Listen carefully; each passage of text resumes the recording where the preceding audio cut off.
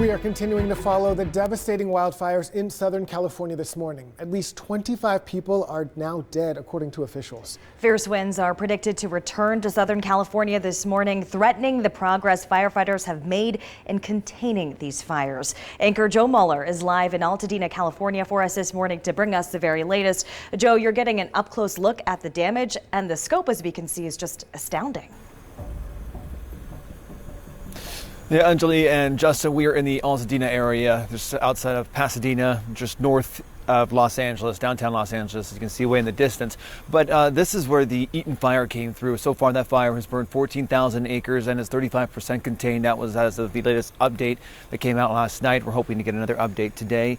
They're continuing to battle that blaze and also the Palisades fire across town. That one's burned around 23,000 acres and only about 18% contained as of this morning. But you're right, we're getting a look at the devastation that's happened here in Altadena. There's thousands of structures that are destroyed. I'm going to step out so you can see.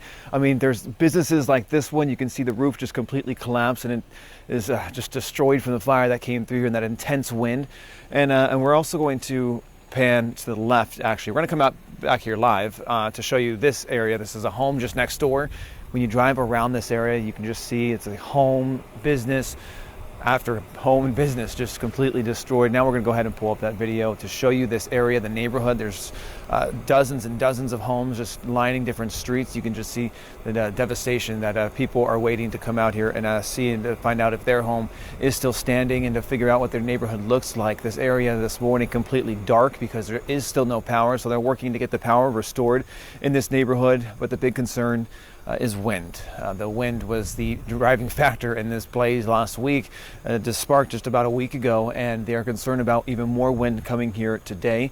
And they're still going through this neighborhood, looking at these homes, inspecting them, and trying to figure out how many are damaged. We did talk to one public information officer yesterday about what's going on. So at this point in time, there's close to 3,000, just under 3,000 that have been verified as being destroyed. We know that we need to search approximately 7,000 of them. So that's in regards to the Altadena area, but in total they're estimating so far over 12,000 structures have been destroyed in these major deadly blazes.